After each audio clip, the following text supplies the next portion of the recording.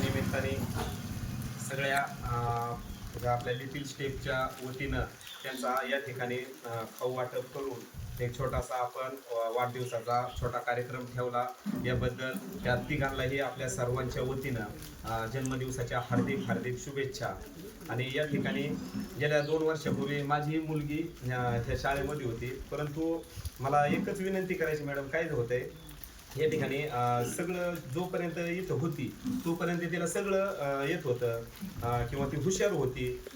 जे सांस्कृतिक कार्यक्रमामध्ये पुढं राहून तिला कुठं असं म्हणजे आम्हाला सुद्धा वाटायचं ही भविष्य आणि मुलगी हुशार होईल. पण काय झालं, याच्यानंतर तुम्हाला विनंती केली की थोडी पुढं शाळा वर्ग वाढायला पाहिजे होते. काय झालं, इथून बाहेर गेली. त्याच्यानंतर आज तिला आता काय होतं, पालकाला आम्ही शेतकरी वर्गातून येतो, त्याच्यामुळं काय राहतं दिवसभर काम करावं लागतं रानातून.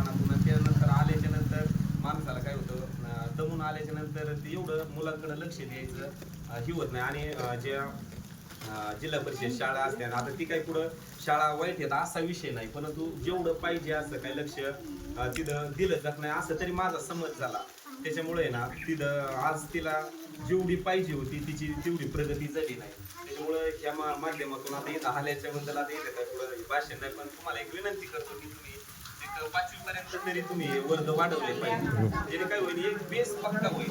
आता पहिली प्रायमरीला काय तेवढ्या वेळेत काय होतं, तिला इंग्रजी मधून पाढे पाठ होते, मराठीतून येत होते. आज इंग्रजीत जाऊन दे, पण आता ते बेच्या पाड्याला सुद्धा ते कधी मध्ये असतं स्टेज डेअरिंगचं जर आमच्याकडे कसं होत होतं की आता दररोज तुम्ही पाहता, तुम्ही पाहिलेले आणि दररोज आमच्याकडे मुलगा तुमचा आलाच नसतं, नुसते खेळून मुलं गेले त्यांच्या कसं असतं दररोजचा अभ्यासच त्यांचा होतो ना. त्याच्यामुळं आणि आमच्याकडे कसं असतं दररोजचं मॅडमला पण माझं पाहणं असतं की दररोज मॅडमने किती घेतले, आज काय पाठवले त्यांनी, अभ्यास काय टाकलाय. त्याच्यामुळे पालकांचं तेवढं लक्ष राहतं आणि मुलांचं रेग्युलर झाल्यामुळे अभ्यासांचं बरोबर. खास करून इथं कसं शिक्षणाबरोबर शिस्त पण लय महत्वाची आणि इथं शिस्तीत राहायची. तुमची मुलगी कशी आता आमच्याकडे टाकली त्यावेळी तुम्ही डायरेक्टच टाकली तिला कोणत्याच वर्गात डायरेक्टच टाकलं, डायरेक्ट युपीजी टाकली तर एवढी छान झाली ती, म्हणजे व्यवस्थित तिने सगळं केलं. तिचं फक्त